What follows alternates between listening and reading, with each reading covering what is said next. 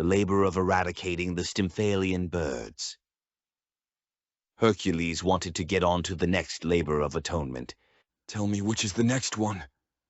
Eurystheus now thought of a different deadly challenge, one which did not present the same nature of difficulty. There is an enormous flock of deadly birds near the lake of the town Stymphalos. You must drive them all away.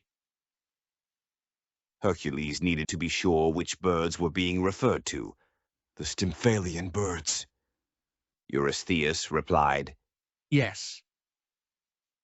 The vicious, rapacious, man-eating Symphalian birds, with razor-sharp bronze beaks and poisonous dung, moved to a swamp forest next to the lake to escape from packs of wolves. They had been hunted by wolves, which forced them to find safety in nests placed on the tall treetops. Those trees were rooted in muddy soil next to the lake. The birds were safe there since the wolves could not cross the mud. Hercules approached the swamp forest next to the lake to get a closer view of the birds. They attacked him immediately as he entered their territory. The swamp floor could not support Hercules walking to the trees while being attacked. He was not able to defend himself against their large numbers and nature of attack from all directions. Their beaks were made of bronze, and he could not go forward. Wisdom came to his side. He left to find the excellent artisan god blacksmith of the forge, Hephaestus, and commissioned him to produce a huge rattle. He stood on a hill beside the swamp and shook the rattle for the whole region to hear. The birds, on hearing the sound of the rattle, became hysterical. They began to fly in random directions. Hercules from the hill started shooting at them, causing many to fall from the sky. The birds which did not get hit survived and flew far away to the Black Sea, which was called the Euxine Sea. Then Hercules returned to the swamp forest to destroy the nests, ensuring the birds could not return.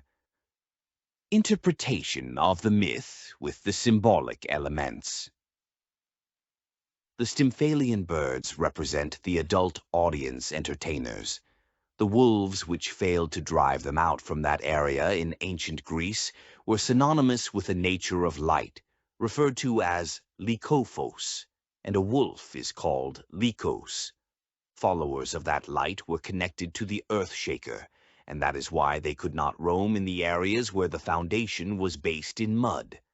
The mud here symbolizes a society that shapes its ideals around arbitrary forces that can take any shape, rather than rely on singular, solid principles. These birds lived in nests supported and elevated in the foundation of flexible ideals, showing that they achieved a high status and standard of living. Close to this lake, Stymphalos, is an archaeological site where a temple exists showing different stages of construction over thousands of years. That building was rebuilt on the same spot over the ages. On the temple walls there are partial remnants of statues of white marble depicting ladies with bird legs, a female form with a bird's form, the waist down. This is an analog to a siren or mermaid. The temple could have been a place of ritualistic worship for this way of existence. The sound of the rattle was a reminder of a societal role rejected. Those thoughts were continuously drowned by the voices of appraisal to maintain the flock structure and strength in numbers. The arrows used were not laced with hydra poison, since the truth was sufficient to cause death in this case. The usage of the rattle by Hercules can then be seen as a form of psychological tactics using technology. The Euxine Sea, to where the majority of the surviving flock flew to, is today called the Black Sea and has been a source of Symphalian birds. Some retellings include that these birds had bronze feathers which could be shot like arrows. This emphasizes the accumulated wealth this way of life provides by attacking the men who come close. It is said that these birds were brought up by Ares, the god of war.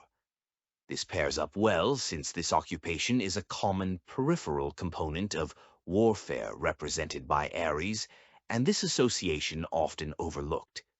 Later on, these birds confronted the Argonauts when they were passing through the Black Sea. A key point is that they had poisonous dung, because where these birds would stay, society would not flourish under them. Such a society that supports this does not have the principles to support wolves and their representative light as well. This way of life, often unintentionally, can play a role in expanding the economic differences across society. Extra quotes. Diodorus Siculus, Library of History, 4.13.2, translation Old Father, Greek historian c. 1st BC. Hercules then received a command to drive the birds out of the Symphalian lake, and he easily accomplished the labor by means of a device of art by ingenuity. The lake abounded, it would appear, with a multitude of birds without telling, which destroyed the fruits of the country round about. Now it was not possible to master the animals by force because of the exceptional multitude of them, and so the deed called for ingenuity in cleverly discovering some device. Consequently, he fashioned a bronze rattle, whereby he made a terrible noise and frightened the animals away, and furthermore, by maintaining a continual din, he easily forced them to abandon their siege of the place, and cleansed the lake of them. Pseudo-Hyginus, Fabulae 30, translation Grant, Roman mythographer, 2nd AD. He Heracles killed with his arrows on the island of Mars, Ares, the Stymphalian birds which shoot their feathers out as arrows. Apollonius Rhodius, Argonautica, 2.1031. The Argonauts left the tribe called Mossinoi Koi behind them, and now a day of rowing since the light wind dropped in the night had brought them almost abreast of Ares's isle, when they suddenly beheld the war god's birds, which haunt the island, darting through the air. Flapping its wings over the moving ship, it dropped a pointed feather down upon her. Summary. Ideals which are based on flexibility and accommodating all have a contradiction that they cannot accept, those of restrictive and isolating principles. The use of technology is sometimes the only way to succeed. Group behavior is dependent upon communication and the protocols the group depends upon. If disrupted, the uncertainty can produce unforeseen consequences.